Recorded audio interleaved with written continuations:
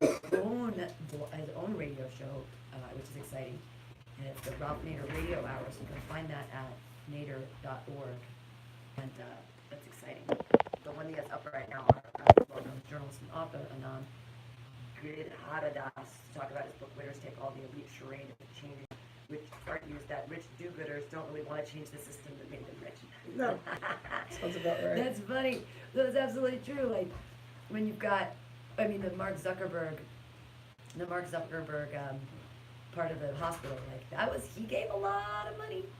That's great. It's a great tax write-off. Great tax write-off. I know, hey, if you want to write some off your taxes, please be a sponsor for the Unity Radio Comedy Festival 2019. I would really love some sponsors. Here's some breaking news that I was reading about. Breaking news, dude. Jeff Sessions is resigned. What? So that means the Mueller investigation might be in shambles because he recused himself. Wow. But here's another positive factor. Though the Republicans gained some seats in the Senate, we know that the got the House back. So guess who is in charge of the Financial Committee of the House of Representatives?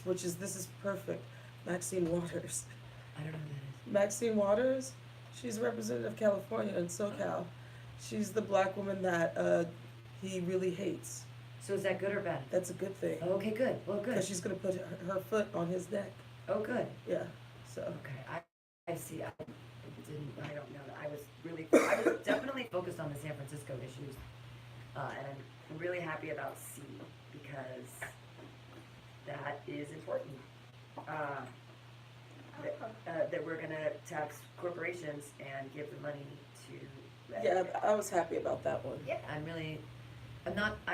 thank God we have a heart. If we didn't have those 41% people that voted, like, who are you? Like, seriously. I was... People with money want to keep their money. But the thing is, like, that affects everybody. Yeah, it does. I mean... Yeah, well, it's people with money want to keep their money. And on the day that they vote, oftentimes, they vote to keep their money. They vote, and people with money vote a lot more than obviously people without money. So, like, there's that.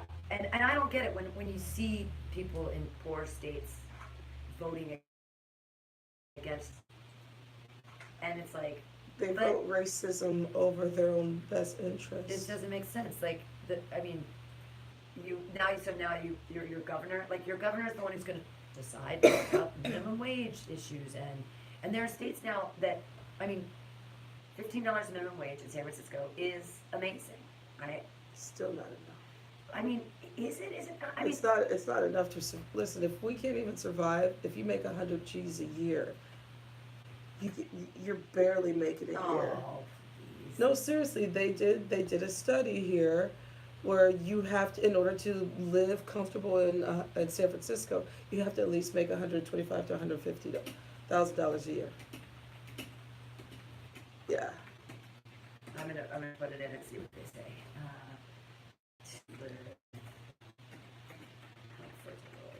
Because mind you, $15 an hour sounds really good, but it's still not a livable wage here in San Francisco.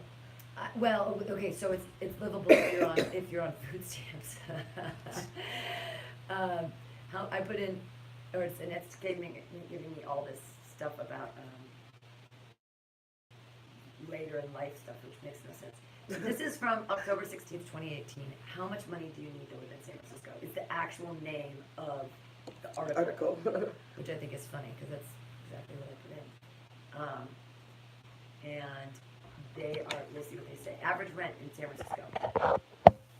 Rents in San Francisco have climbed rapidly through the 21st century. As of October 8th, 2015, the average apartment in the city rents for $3,362.96 a month. For someone moving from a less expensive part of the country, such as the South or Midwest, this figure may shock or evoke fear. After all, In cities like Cincinnati or Memphis, $3,300 a month income is often enough to own a nice home with a yard, pay for other necessities, and still have money left over. In San Francisco, it pays for rent on an average apartment, and then it is gone. The good news is a lot of data makes up that average, some of it from extravagantly wealthy areas of town where rents are $10,000 a month or higher. Ugh. Such places bring the average up, which means plenty of San Francisco rentals still exist for under $3,800. That said, this city is not like the others where you can find an apartment for $1,000 or under, even when you're willing to settle for a less than desirable neighborhood.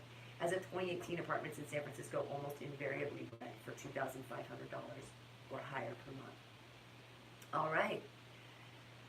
Average food costs in San Francisco. San Francisco pays more for food than residents of almost any city in the United States. A gallon of milk costs on average $4. A loaf of plain white bread costs $3.56. A dozen eggs are $3.63 for a pound of boneless, skinless chicken breasts. The average cost is $5.82. In most cities, frugal residents can keep food costs between $400 and $500 a month and still eat healthy and stay full. That is exceedingly difficult in San Francisco. Expect a monthly food bill of $600 or more. Whoa! Well, I mean, I get $167 for my food stamps, and I do fine. Yikes. But I mean, I also eat out sometimes too.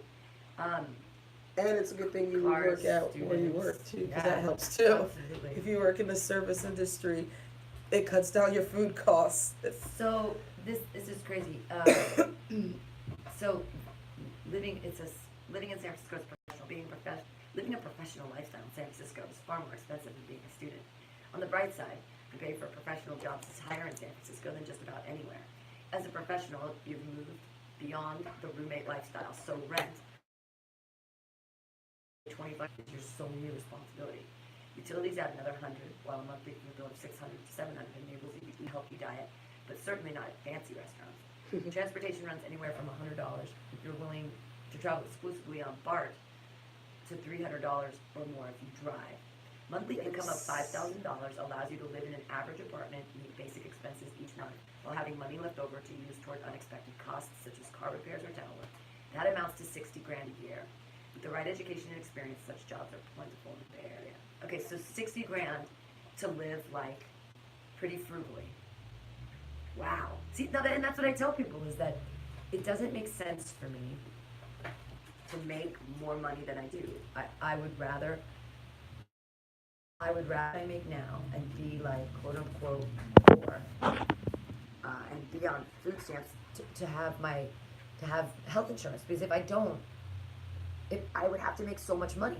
So I would have to make it over $42,000 in order to live the same lifestyle, which is crazy to me. So and I don't have a car. I'm never gonna have a car. That's one of the bonuses of being here. Yeah. But so somehow I'm like, and that's the thing, unless there's some huge natural disaster, San Fingers Francisco, crossed. yeah, fingers crossed. San Francisco's going to continue getting more expensive, and I'm kind of dialed in. Thank God I have rent control. But for people that, hey, sorry guys, don't move here. Don't move here. Don't move here. Don't move here. Food really is expensive, and I noticed that so much when I came back from Greece, because food in Greece, even on the island of Mykonos, which is like a fancy pants place, was way cheaper than here. Everything from fresh beer. too. Yeah, well, everything from vegetables to beer to milk to eggs to everything was far less expensive there. Everything. I can never not go grocery shopping and spend at least under $100. Really? I can't. Oh, I never spend over $100 on grocery shopping. I always just go to Trader Joe's, and I try to take out some of the things that I usually. Do you get the frozen stuff, or do you not? I only buy maybe a couple of frozen things. Trader Joe's, no shame in the game. No. TJ's has the best frozen food section. Yeah. Oh, they do. Yeah. Hands down there. But it's and even if I go to Safeway sometimes, so it's just I never go to Safeway. I feel like it's so funny. I feel like Safeway, I don't like their produce, and it's just like aisle after aisle of processed foods, and I just don't eat that many processed foods. They have a lot of processed shit. I mean, so does Trader Joe's, but you can weed out the stuff from Trader Joe's. It seems like Trader Joe's is so much easier. Well, and Trader Joe's, for some reason, and I don't know even if it's true or not, but they feel like, this is a weird adjective, but they feel less corn syrupy to me. You know, Okay, like, yeah, I get what you're saying. you know, Yeah, like when you're less getting, Nabisco. yeah, when you're getting like crackers, when you're getting Keebler Elf crackers, you know, that's like hydrogenated weirdness. And oh my god, I thought that a Safeway commercial just popped up. I'm like, They're they're watching listening to us. They're not. That didn't happen. That just I've been hallucinating a lot lately, and that was Acid flashbacks. no, I don't know for acid flashbacks, but I just think I see something else. Like last night on the TV, I thought that it said breaking news, democracy, and I was like, that's funny, but it was Democrats. It said Democrats, not democracy. I thought that was really cute. Yeah, it was, and I just looked up there and I'm like, oh my god, democracy, does it work? And it kind of works. I mean, it's just that I realized that in our city, we're divided too. There's the Oh, yeah. haves and the have-nots, and Absolutely. the haves are real.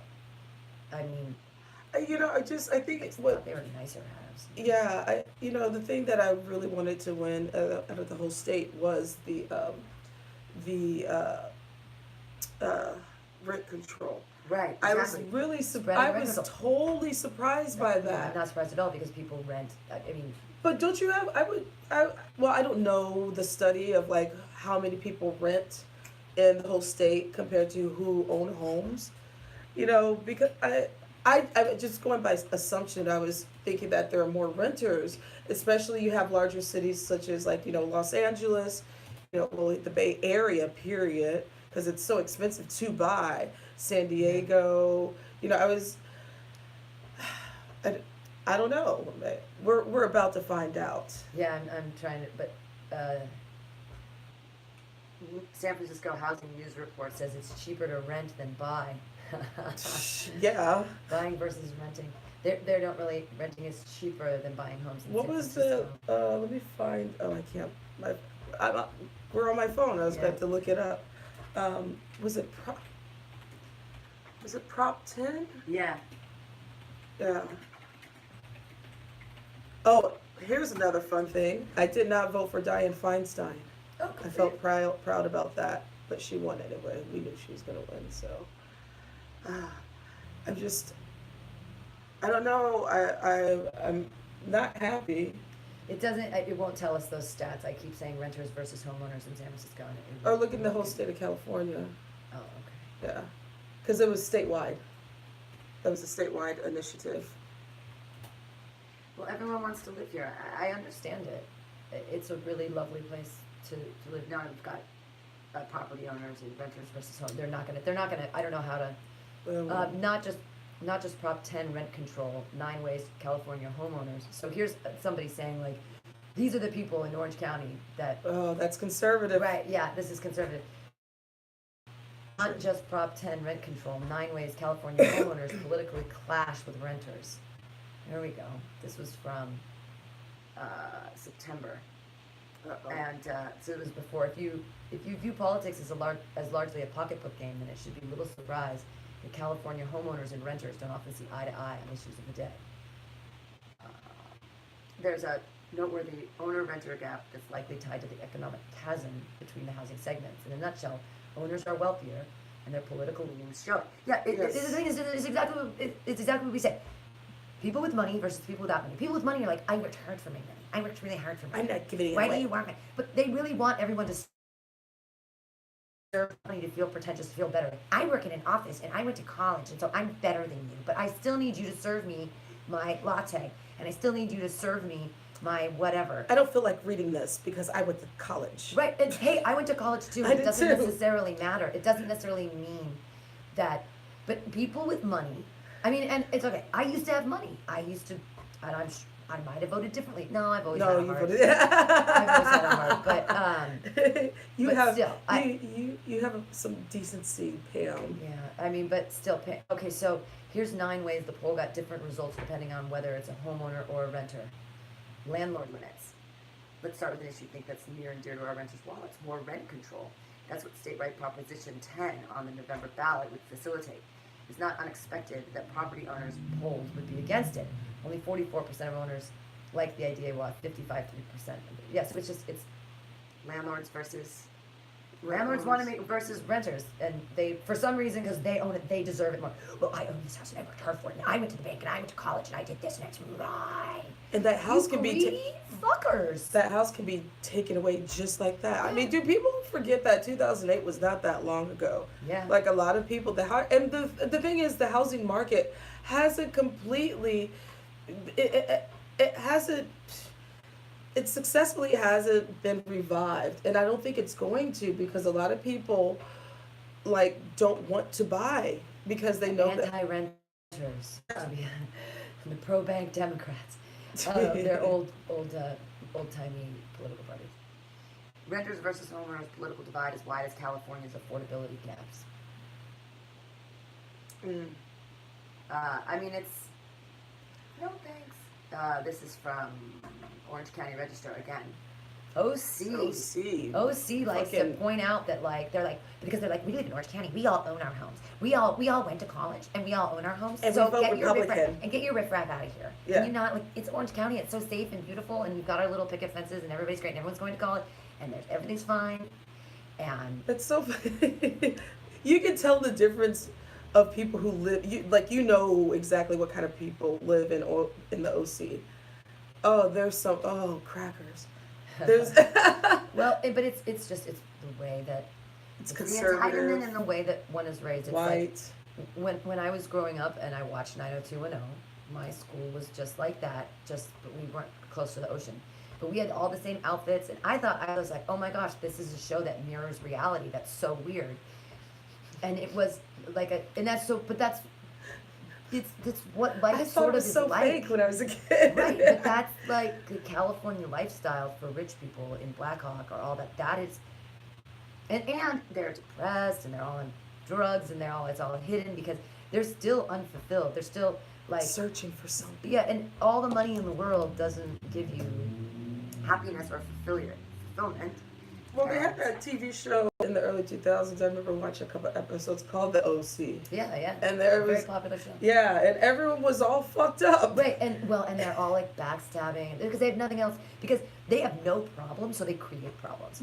They're little fuckbags, right? Like, oh, my life is so their lives are so perfect that they have to create drama. Like they can't even and it's like he fucked this and this and that, and it's just like drama because I guess the human soul strives for pain or conflict in some ways because that somehow brings. I don't understand it, but then why? And so that's the thing that we do. We sort of crave conflict, which is why reality TV is such a boon that everybody loves. Is they see it and they relate to it because they think it's real or that they're people, and it's almost like this voyeurism thing. Yeah. But you know people who like crave. Look at Maury Povich. Like those silly shows or the It's not the father. Yeah, he is right. All that stuff. Just, I mean, if we were worried about like starving or churning butter or like, polio, greening the grain or polio or mending clothes or not having electricity, starting a fire, keeping a fire, having firewood, like staying alive, literally, is what we've culled that out of what being human is. Almost like everything's easy and fast and on an app and it can be delivered. How many people know how to cook? Like, is that becoming a rare thing that people know how to? It kind of is. Someone coined this great term. We live in a microwave society, and I like that term because that means we want everything quick. We're impatient, and it doesn't matter how unhealthy it is for us. We need it now. We don't care if we get cancer from it. I just want it now. God damn it. Right. Yeah. And it's not for your best interest. Just like how people don't best interest, or it all coincides with everything. I went to a election party last night for a friend who lost, and and it was nice. It was fun. But I was too busy glued to the TV because I was looking at some of the things that were disappointing, and how racism is just so rampant, and these people don't vote for their best interest, and it coincides to the entitlement thing, or like the haves and the have-nots. But what happens if you don't have shit, but I don't know. I'm rambling on. No, it's fine. I'm exhausted. I'm back to this. I want to look at this cooking thing, and it's saying that 90% of Americans don't like to cook, and it's What? costing them thousands each year. I love cooking. Well, but a lot of people, 15% they love to cook, 50% say they hate to cook, and 35% are ambivalent about cooking. That's fucking sad. And so they're using all of these delivery apps, and so take buying lunch. If you go out to eat every workday and spend on average $10 per meal, which is cheap for lunch. Yeah, right. It comes out, because like a sandwich at Gus's now is like $8.95. So, but $10 on the dollar. $10 with tax. It comes out to $2,500 a year. Making your own lunch, meanwhile, will cost you half that. Actually, one Visa survey found you only spend on average $6.30 when you bring something prepared from home. Well, and that's kind of expensive. Yeah. I mean, I'm guilty of not like making my own lunch and stuff because I work at a place that we get 50% off of our food. But I love to cook. I enjoyed it. I think, it's calming and soothing. And plus I like to see the joy of people's faces when they eat my food. Yeah. There's a nice kind of like delight of like, oh my God, this is good. You did this? Like, yes, I did. Thank you. Do millennials really not know how to cook? Uh-oh. Do millennials really not know how to cook with technology? They don't really have to. Fair enough. Yeah. And they make them. 60% of them don't know how to make salad dressing. If you're the type that likes to characterize millennials as basement-dwelling moochers who can't fend for themselves in the real world, have we got news for you? A new survey commissioned by Porch.com, I don't know who they are, it's full of tidbits that people who hate on millennials are gonna love. Like the fact that nearly 60% of them don't know how to make salad dressing. More than 25% judge themselves incapable of preparing a birthday cake from a box mix. When shown a picture of a butter knife, only 63% of millennials knew what it was. Come on, quit shitting on my generation. God. You're at the top of that. Give me a break. I think it would have to be 35 around. No, it starts in 1981. Okay. Yeah. It started in 81? Yeah. Oh, that's crazy. I'm the first. While these stats provide easy fodder for most popularly held assumptions about millennials, that they're coddled and entitled, there's more to it than that. First of all, age is a factor in cooking expertise. 70% of boomers can carve a turkey, but only 40% of millennials can. And that's because, obviously, boomers have hosted way more Thanksgiving dinners. Also worthy of noting, the survey can't measure a person's actual skills, so respondents may be downplaying or playing up their skills in the kitchen. And the sample size was only 750 people. A better study would ask boomers and Gen Xers what kitchen skills they had when they were in the age range that the millennials currently are. Approximately 22 to 37, depending on which definition of the generation you use. Boomers, I've cooked so many turkeys. I can't even count how many turkeys I've made. And in different, and even at that time when I was, I've always cooked, so I'm different.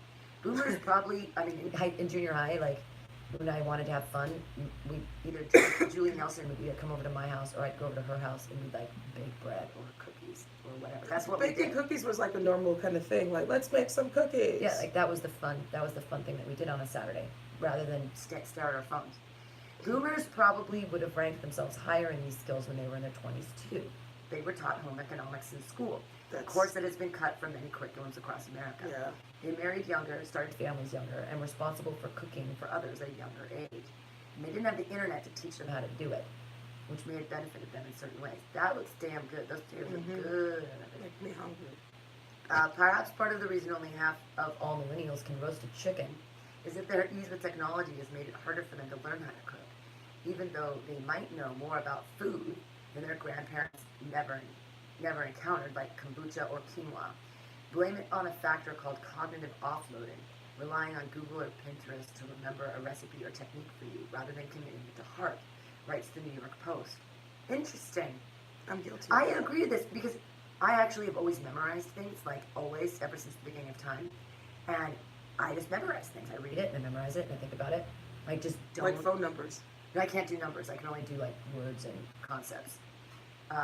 But yeah, without my phone, I'm without my phone is I've cognitive offloaded, but nothing else. But that's interesting, cognitive offloading. Wow.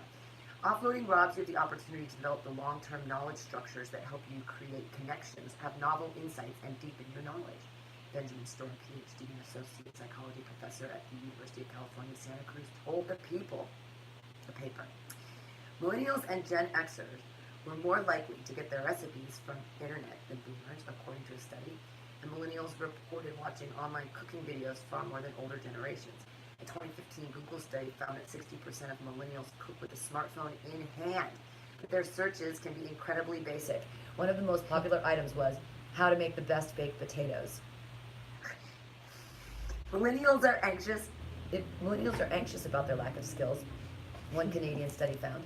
Only 31% of 18 to 29-year-olds felt confident in the kitchen, as opposed to nearly half of adults over 50. That lack of confidence may lead them to repeat rote, uninspired meals, according to a study commissioned by the British retailer and service provider Co-op. 1/3 of millennials rely on a handful of dishes they know really well. So, if you're one of those millennials, we've got some recipes for you. They're not intimidating, we promise, and they'll help make things that are more complicated than grilled cheese. Heck, we'll help you make grilled cheese too. And if you don't know what a butter knife looks like, we won't judge. That's cute. But it's also kind of sad. But I mean, it's true. I know. Listen, I'm guilty of. I don't have the cell phone in my hand, but I do go to my All Recipes app, and I look up recipes, and I will. Sometimes that's how I roll, you know. But I don't need. I don't go for it if I'm making rice or spaghetti. Right, you know what you're doing. Yeah. I find this funny. They just put out a new. Okay, Netflix shapes all of our lives. We can. It's fine. Yeah. It's okay. I'm not gonna feel guilty about it anymore. Thanks, Netflix. But they put out the very first season of the Great British Baking Show, which I guess has been going on for years and years, but they just sort of brought it to Netflix, and now I'm like totally obsessed. So we binge watched like the whole season this weekend, and I love the British Baking Show, and it's so funny because we were taught in America that English food is gross. Like, how many times were you told that stereotype that English food is gross, and England has no history of cooking, and they're awful, and their cuisine is fucked. Their cuisine is delicious. Well, and look at the Great British Baking Show. They start with 12 people who are insanely good bakers, and this is what we at the same time.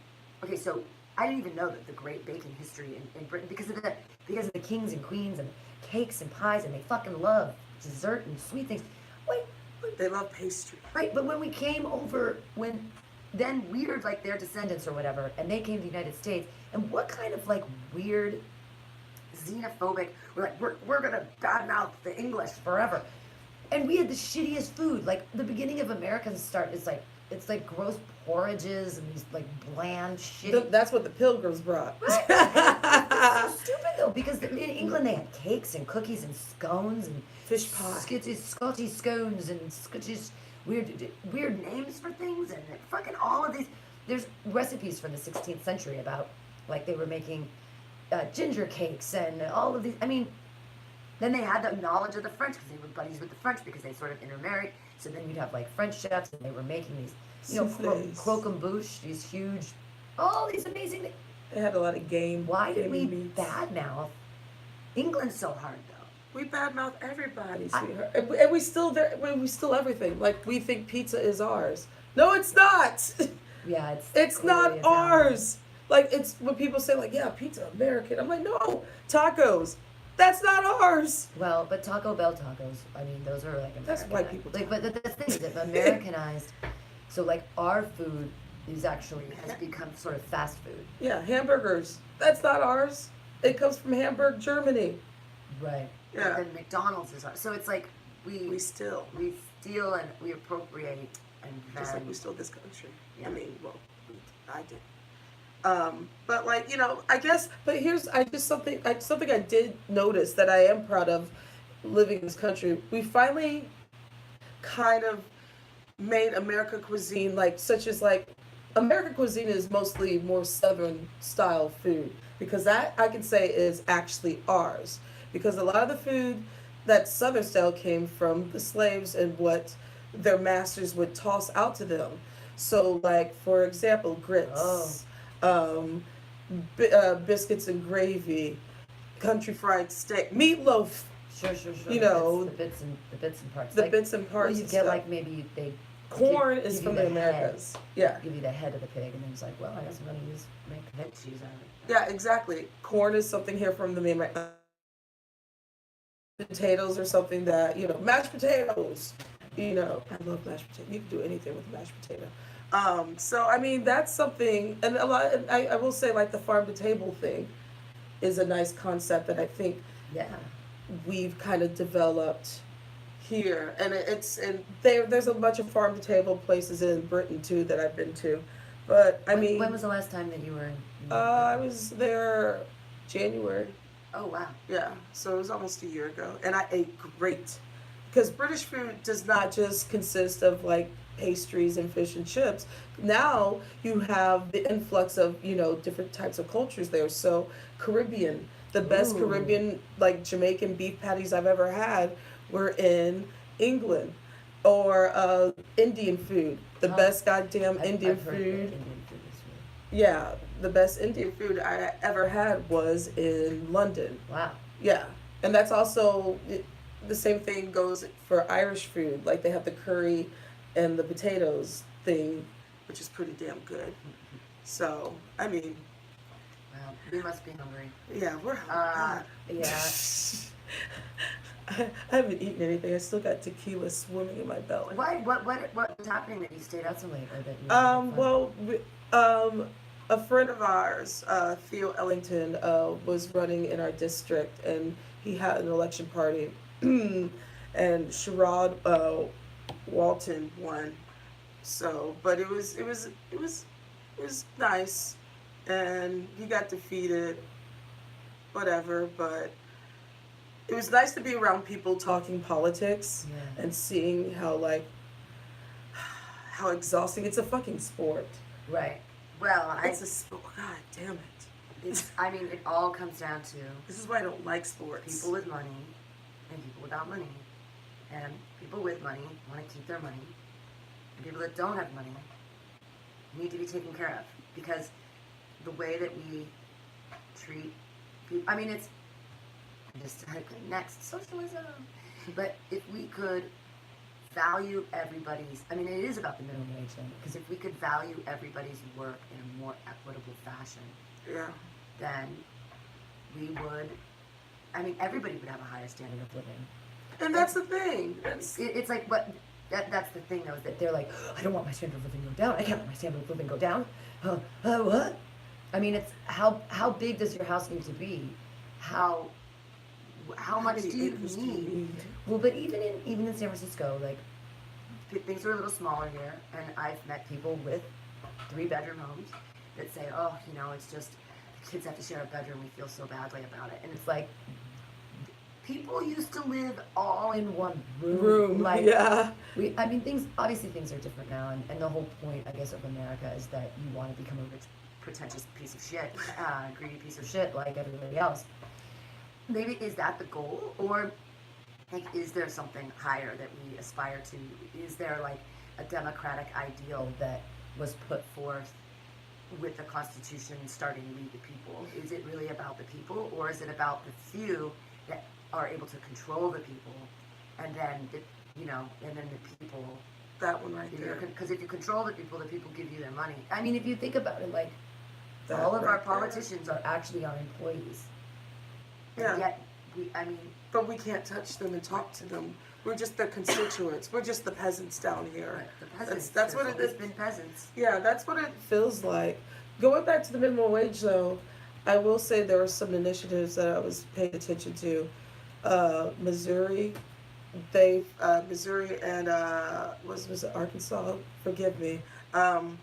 They voted for a higher minimum wage, so now $12 an hour, which is good. Hey, that's great. That's great. So that's a start right there in the cost of living. Current Arkansas minimum wage. Arkansas issued 5 minimum wage increase initiative 2018. Oh, that was Arkansas and Missouri just approved a big minimum wage increase. Liberal victory in the United States. This just Good. That was This is positive. Little Rock, and I'm going to Little Rock, so this is helpful Yay. because I need to know what these people are about.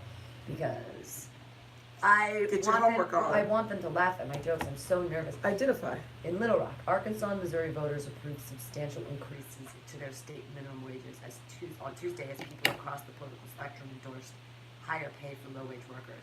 It marks a decisive victory for a liberal cause in two red states that strongly support President Trump. Oh my God, I'm going to Trump territory. The wins are likely to embolden progressive activists to try to get minimum wage increases on the ballots in 2020 in other conservative states in the South and Midwest. Arkansas voted to increase the state's current minimum wage of $8.50 an hour to $9.25 on January 1st, 2019, $10 on January 1st, 2020, $11 on January 1st, 21. Is that it? Really? 2021. A rapid escalation of one of the nation's poorest states will result in a quarter of the state's workers getting a raise. Missouri voters approved a gradual increase of the state's $7.85 an hour minimum wage to $12 an hour over the next 5 years, which is expected to result in more than 675,000 workers getting a raise. The ballot measure in Arkansas, known as Issue 5, passed with 68% of the vote, and Missouri's Proposition B passed with 62% of the vote, despite opposition from top Republican lawmakers in both states. Arkansas and Missouri will soon have the highest minimum wages of any state, red or blue. Some Arkansas workers lauded the change. It's going to help me out a lot right now. A 59-year-old in Pine Bluff, Arkansas. Hey, Pine Bluff. 2 jobs and is trying to save up enough money to repair the stilts under her home that keep it above the floodwaters that still come down the hill into her neighborhood when there's a rough storm. I can't save anything right now. I never ever thought I'd be in this position. Jones voted for the minimum wage increase in Arkansas, which will have a direct impact on her life. She makes $8.50 an hour as a home care aide and $9 an hour doing the laundry at a nursing home. She can't remember the last time she received a raise. Wow. Arkansas Governor Asa Hutchinson, Republican, called the move a job killer and argued that voters should reject a pay hike and leave the issue for the GOP-controlled legislature to decide. Hutchinson and many business leaders said they fear the state will lose jobs and businesses to other nearby states, since almost all the surrounding states will have federal minimum wage of $7.25, which has not changed in nearly a decade. 21 states have a $7.25 minimum wage, the lowest rate in the country, and that has not increased since 2009. Wow. So, Wyoming, Utah, North Dakota, Wisconsin, Iowa, in Indiana, Kentucky, Tennessee, Mississippi, Oklahoma, Alabama, Trump country, Texas. Yeah, so basically in all of Trump country. and then we then have up there that's from Vermont, and New Pennsylvania. Hampshire. New Hampshire has Is that a New- 7.25. Oh, New Hampshire. Excuse me. Yeah. Sorry, you're right. And Pennsylvania. I'm surprised by Pennsylvania. I mean, I and see Wisconsin. it in the South, but $7.25 minimum wage. Wow. But Arkansas is one of the poorest in the nation, as routinely ranked in the bottom 6 for poverty and child poverty. And supporters of the minimum wage increase were able to transcend the usual Democrat-Republican divide. People call Arkansas conservative, but it's more populist. People here are socially conservative, but not necessarily free market. The big support for Trump is an indication of that, said Jeremy Horpedal, an assistant professor of economics at the University of Central Arkansas, who has studied the minimum wage issue. People here are socially conservative. Those are important things for me to remember. Yeah. So I can't talk about them gays, We'll talk about the facts. and I can't talk about, they don't want to hear abortion jokes because they don't think it's funny. You'll be in Little Rock. I think you'll be right. I'm not going to do any abortion jokes. Because I don't want them to yell at me off the stage. They're not You'll going be to. all right. The only one I think I could do would be like, oh, I have a really, really painful period. I think I just aborted the ghost of Scalia. That's a good one. Or you could use the Ghost of Sam Walton, because that is also. Who's Sam Walton? You ever heard of Walmart? Oh, whoa, wow. That's yeah. Walmart country. Mm. That's probably the people that were putting the money into the initiative of not voting yes oh my on God. it. Yeah. Because the Waltons Walmart. they're the most powerful, richest family in the country. Wow. So that they most definitely put money They don't into wanna- voting no. Yeah, they don't want to have people being paid $12 to work at Walmart. Exactly. Holy Toledo. The Arkansas law will give the state effectively the highest minimum wage in the nation in 2021. when compared to the state's median pay. There will be a narrow gap between the $11 minimum wage in Arkansas and the state's median wage of about $14.80 an hour, meaning people at the bottom will earn close to what the middle class does. California and New York will most certainly have wider gaps between their minimum wages and median wages, according to calculations by Horpedal using the Labor Department data. As for Missouri, its effective minimum wage could be among the top 10 in the country, outranking more liberal New York and Massachusetts. Wow. Economists and business leaders warn that when a minimum wage gets too high, it can lead to job losses or cause firms to replace human workers with robots or other machinery. Arkansas could offer a test case of whether higher wages have any negative consequences. Don't let them poor people be rich. Some Republicans are already discussing whether to try to change the act with a supermajority vote in the state legislature or curb its impact by, for example, exempting teenagers from receiving the higher pay. Oh no! See, But for now, I mean, what if you're 16 and you have a baby? What if you know didn't that get an shit's abortion? real. How about this? How about you're in Arkansas and your boyfriend, you have no good choices to make anyways, and your boyfriend's like, I love you if you let me have sex with you.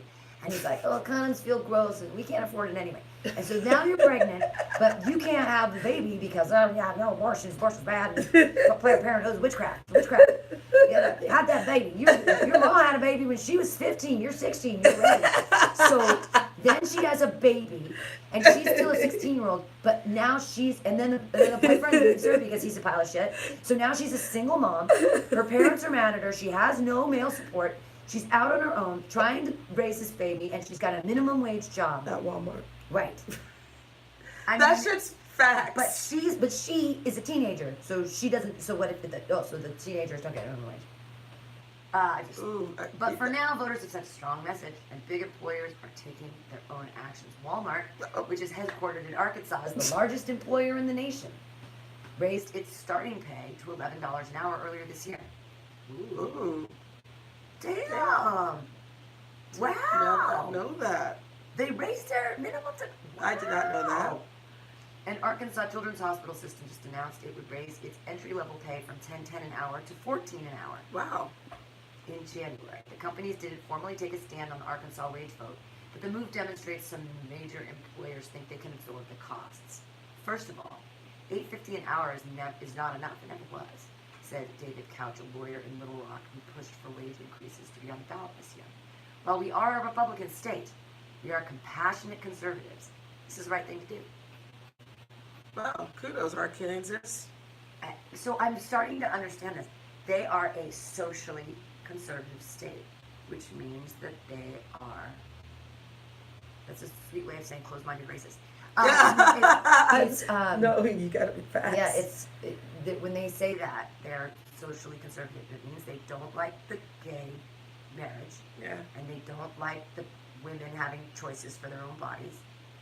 They don't like those things. But they like weed. They do have. They have medical there. Oh, okay. Yeah. Speaking, going to the abortion thing, here's something else that got passed, and I believe it was North Dakota and our favorite hillbilly state, fucking Alabama. Uh-huh. They did something very unconstitutional last night. They voted. Basically, they voted on basically a ban on abortion. What? Yeah, Alabama. That one won. It's basically, it's something about using the fetus as a life or what have you, and they voted that, when during conception or something like that, and it's basically they're trying to ban abortion, and they passed, and that is actually in Alabama. This is Alabama, and I believe it's something similar like that passed in either North or South Dakota. Yeah. Abortion Alabama news. Will Roe v. Wade be overturned? Alabama and West Virginia just approved anti-abortion amendments. Holy fuck. Yeah. So this is the crazy thing, is that now is the time more than ever for me to be doing my abortion jokes, which I think are hilarious. But other people don't think it's hilarious. And it's really hard for me. And this is exactly what I came to last night, these thoughts and these feelings about we are so divided in our country and we're not okay with it. Like, and lashing out, it's like, I don't understand them. I don't understand how women Something private. can vote to have their rights taken away. And it's like White women. but it's that they think they know best for everybody. That I honestly think that if you don't want to have a baby, It's your choice. don't have a baby. And if something happens, which things do. and you should always take precautions, and you should always be, you shouldn't be out willing. I mean, okay, I agree moralistically that you shouldn't be out willy-nilly having sex without I don't have a problem with people going out willy-nilly having sex. And obviously Netflix doesn't either, because all this wife swapping stuff is happening. And it's swingers. So you're like, well, once you're in a married, committed relationship, then you can fuck as many people as you want. You're cool with that. But not if you're, right? Wife swapping is all over Netflix right now. There's a movie about it, and then there's things and the thing, and they're all doing all the fucking. So that's fine. And I don't have a problem with that either. As long as because that's your personal business. As long as everybody's being safe. I don't, but moralistically, it's nobody's business how you, it's almost like, if you get off, you're a bad person. Is that entrenched in us from religion and somehow Puritans? But I understand in the past that you want to be, you wanted to have your wife on a leash because you don't want anyone else to. She's yours. She's your property. That's your. She's here to obey me. Obey me. She's mine. They have to propagate the species, and I don't understand. But this is going into the fact of your body is ours, not yours. Right. Right. And we know better. You don't know. You're not. You don't know. You're wrong. We're right. Mm-hmm. So, don't move to Alabama, I guess is the answer here. What they're doing is unconstitutional too, because that is it's an amendment. Alabama, West Virginia voters approved anti-abortion amendments in hopes Roe v. Wade will be overturned. Because everything's precious until it comes out. Until it comes out, and we don't give a fuck. Yeah. I mean, that's my whole. Don't give it no whip. Yeah. Alabama and West Virginia voters have approved amendments to their state constitutions that could threaten access to abortions if the Roe v. Wade landmark 1973 Supreme Court decision that recognized a woman's legal right to abortion is overturned. Under Alabama's new amendment, Amendment 2, protecting the rights of unborn children, supporting the sanctity of unborn life is now a state policy. The measure also asserts that there will be no constitutional protections for the right to abortion. With 90% of precincts reporting voters had approved the measure, with more than 59% of the vote. Jesus Christ. With just over 40% of people voting against it, according to Ballotpedia. West Virginia's new measure, Amendment 1, similarly changes the state's constitution to make it clear that the right of abortion will not be protected. And in addition, preventing state taxpayer funds from being used for abortions or for those who rely on Medicaid. With 99% of precincts reporting. Here's the thing. If you're so poor that you're on Medicaid, you shouldn't have a baby. I can't even understand. I can't even wrap my brain around this. That you want people who are too poor to have their own medical needs facilitated. You want to force them to bring another human being into an expensive world when they don't want. You're asking a person to change their life, and probably not in a way that they want to change it. And then here's another funny factor. What about when it comes to incest and rape? Yeah. I mean that's something psychologically that damages a woman or a person, period. But let alone the fact that if that person ends up pregnant. Yeah, it's very, very color purple. Yeah, thank you. Super color purple. It's that is color purple. How he died on top of me. Yeah, that's some fucking Alabama shit too, yo. That's keeping it real back to the day.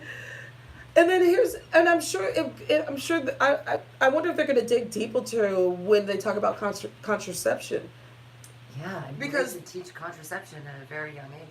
Well, that's the thing though, is if you want to, You're preventing yourself. I'm trying to wrap my brain around stupidity. But the baby, for them, they honestly believe that when it's not, that it's, when it's, you know that you're pregnant,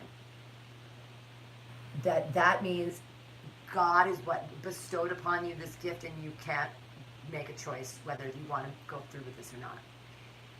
Because it's a moral thing, because it's a life and it's a baby and God loves it. Well, you know what? America doesn't. Look at the way we treat our kids. Look at the way. Well, we just want little consumers. Like, yeah, I mean, the fact of the matter is just. I don't understand. I just don't. I really wish that I could. And I used to be a person that was like super Christian and thought that abortion is bad. But, man, the lives that exist now, why would you? But the thing is, it's like, it's something personal. It's not something that you just randomly talk. Oh, by the way, I'm having an abortion today. Yeah, you know, yeah. It's not something that it's not the best moment in someone's life to go to the clinic and be like, this is what I'm going to have to do. Well, the Dazzlelam is pretty good though. It's really good. It's good drugs. It's some sweet drugs. That's your favorite. I love it. Yeah, give me some Dazzlelam. I don't know why Safari wants to keep not letting us learn about abortion. With 99% of 3-6 reporting, okay, I already said. Oh, voters in West Virginia approved the measure with more than 61% of the vote. In Oregon, voters rejected Measure 106, a similar proposal that sought to prohibit publicly funded health care programs for covering abortions. What? That was on the ballot, huh? Isn't that crazy? Jesus. The amendments approved in Alabama and West Virginia cannot have any real impact. Nevertheless, if the Supreme Court moves to overturn Roe v. Wade or gives states the authority to decide on abortion laws, the American Civil Liberties Union has warned on its website that the measures could seriously curtail access to abortions in those states. If the Supreme Court does give states the authority to decide on their own abortion laws, the ACLU warned that these new measures could lead to abortion being completely outlawed. Over the past year, the ACLU of pro-choice advocates have warned that the appointment of Supreme Court Justice Brett Kavanaugh could also spell the end for Roe v. Wade, with the judge's appointment bringing a 5-justice conservative majority to the Supreme Court. I hope his daughters have an abortion. The ACLU accused proponents of both anti-abortion measures of trying to hoodwink voters into giving away their rights now and avoid the messy legislative battles sure to come in the wake of the Roe reversal. Data from the Center of Reproductive Rights suggests that by some estimates, nearly half the states in the U.S. would either outlaw abortion entirely or severely restrict if the Supreme Court were to overturn or gut Roe. The organization stated on its website that if Roe was overturned, the right to abortion would put the highest risk of loss at least in 22 states. Wow. But here's a positive factor, since those fuckfaces voted on that. They would have to go through the House of Representatives, too. Right. Which is now taken over by the Democrats. Sure. So, I mean, we're not at a long shot, and I'm not going to get too comfortable. But it's something that it's not going to happen. Right. So I'm not fearful, but I'm just more pissed off that you're invading someone's space. That's someone's personal life and choice. And how dare you use your Christianity to tell me that what I'm doing is a sin? Isn't there you know about the Bible. You know about the Bible. Isn't there an excerpt in, I believe is the Old Testament, where they talk about if a woman cheats on her husband and she becomes pregnant, that she's to drink a vial of poison or something? Wow. I believe that's in the Old Testament, because the Old Testament's all fucked up and bloody. But yeah, I just learned about this recently. There is an excerpt where it talks about basically killing your child, or having an abortion, which is two different things, because people kill their kids every day. And it wouldn't necessarily be that the wife cheated. It could be that the neighbor just, raped her. Numbers 5:13-31. The test up for an unlawful wife. Oh boy.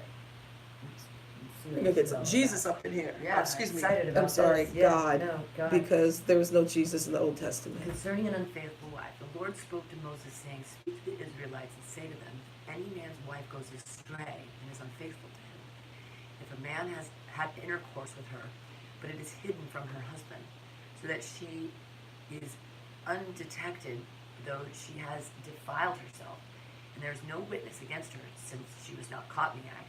If a spirit of jealousy comes on him, and he is jealous of his wife who has defiled herself, or if a spirit of jealousy comes on him, and he is jealous of his wife, though she has not defiled herself, then the man shall bring his wife to the priest, and he shall bring the offering required for her, 1/10 of an ephah of barley flour.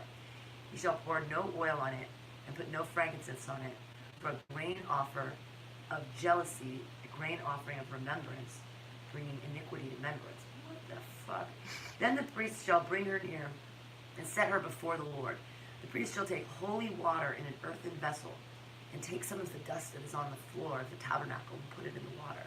And the priest shall set the woman before the Lord, to shovel the woman's hair, and place in her hands the grain offering of remembrance, which is the grain offering of jealousy. In his own hand the priest shall have the water of bitterness that brings the curse. The priest shall make her an oath, saying, if no man is lain with you, if you have not turned aside to uncleanness, while under your husband's authority, be immune to this water of bitterness that brings the curse. But if you have gone astray, while under your husband's authority, if you have defiled yourself, and some other man other than your husband has had intercourse with you, let the priest make the woman take the oath of the curse, and say to the woman, the Lord make you an execration and an oath among your people, where the Lord makes your uterus drop, your womb discharge. Now this water that brings the curse enter your bowels, and make your womb discharge, your uterus drop, and the woman shall say, amen, amen. Oh my God. This is like witchcraft. How is it that the people that are like super Christian and shit and biblical, and it's like, this is filled with witchcraft. We're going to make a bitter water. We're going to put some barley flour in her hands and kneel before the priest. I mean, this is some crazy ass shit. I think that we should like remake. We need some cartoonists to help us sort of remake this crazy story. That's abortion, though. You're right. This is the crazy, the womb discharge.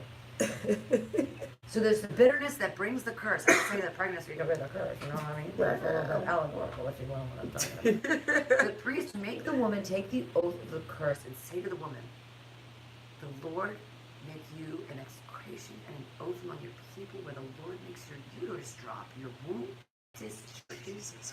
Now may this water that brings the curse enter your bowels, and make your womb discharge, your uterus drop. And the woman shall say, amen, amen. This is so fucked up shit. Man. Then the priest shall put these curses in writing, and wash them off into the water of bitterness. He shall make the woman drink of the water of bitterness that brings the curse, and the water that brings the curse shall enter her, and cause bitter pain. Damn.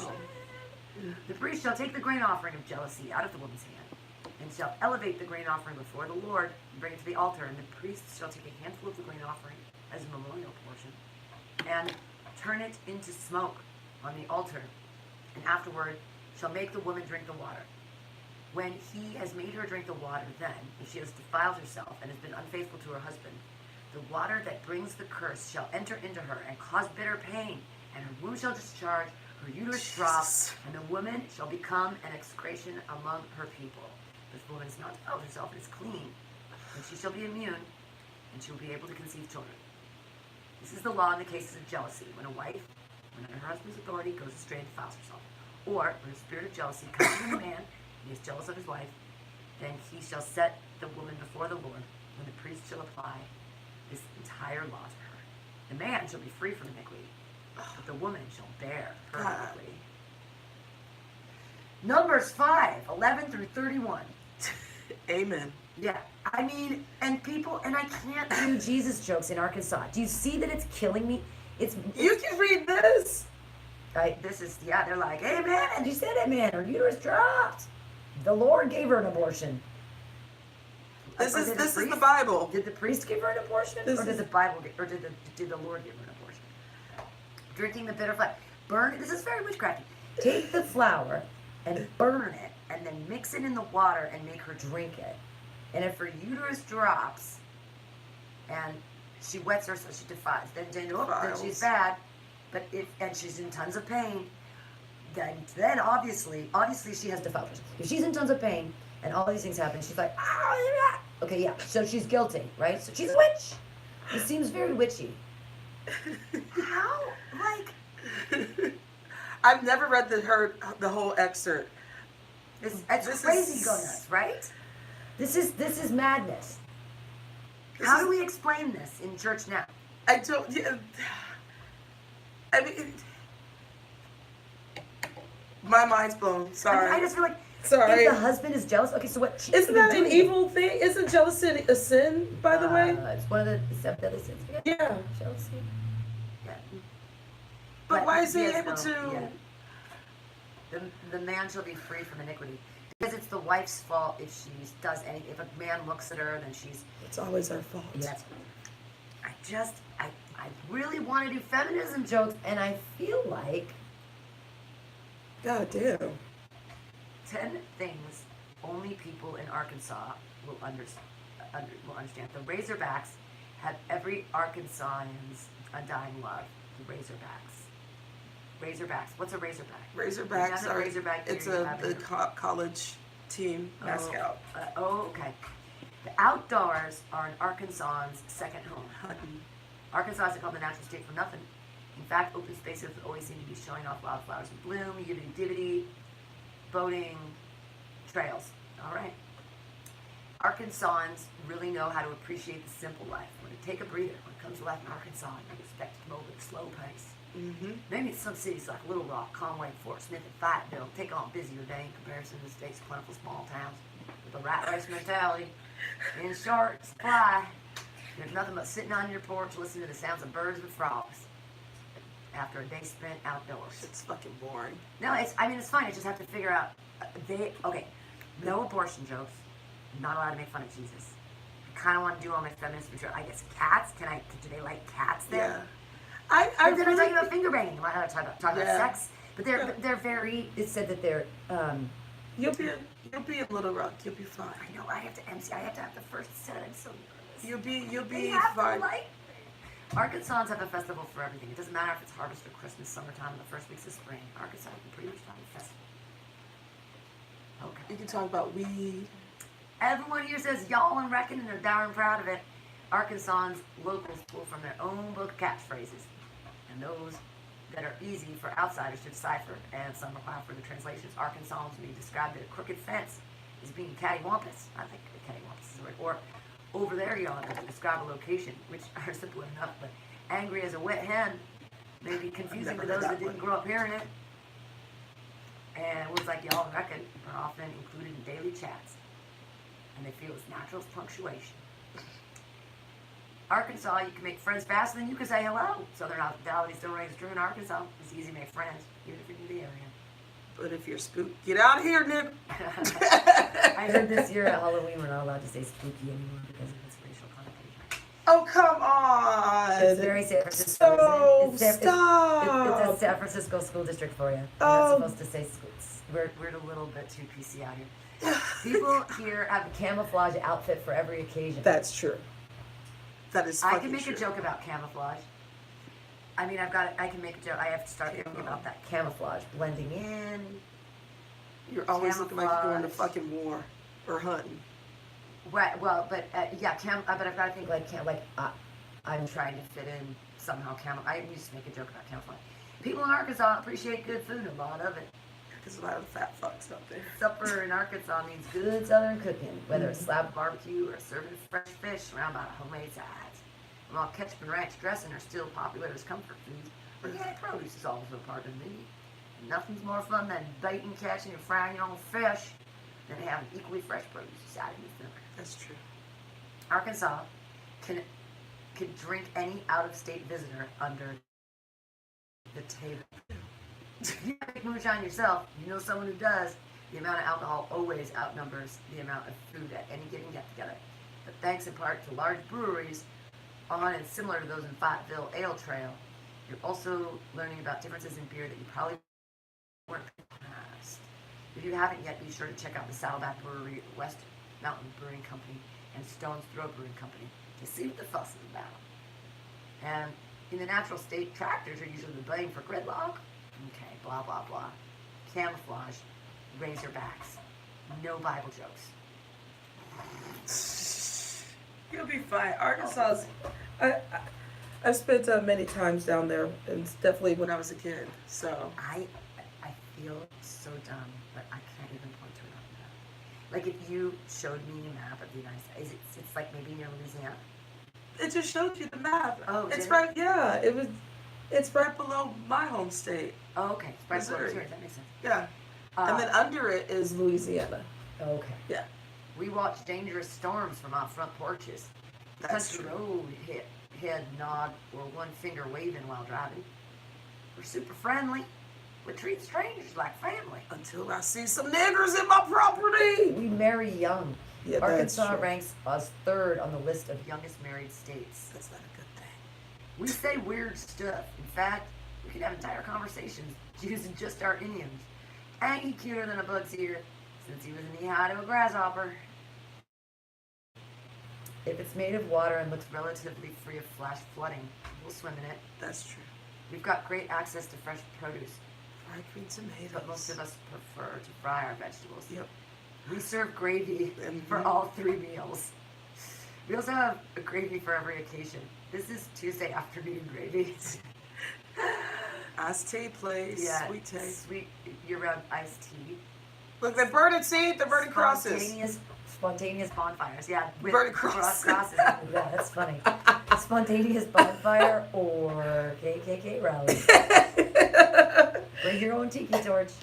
We can make fun of Arkansans, but if you're not from here, you best not. That's true. Fair enough.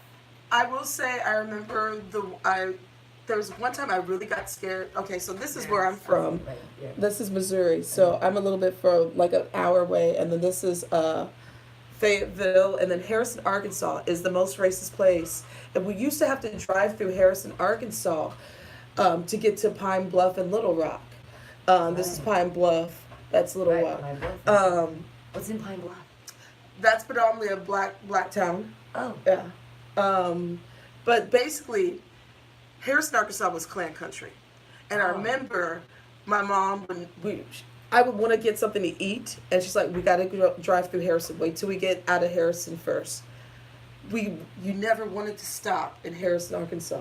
Oh. Because Because it was super scary. Yeah. And Conway, Arkansas, too. Wow. Because you. And I. Yeah. Because of That's the something color I of grew my up with. skin. Yeah. It's so like.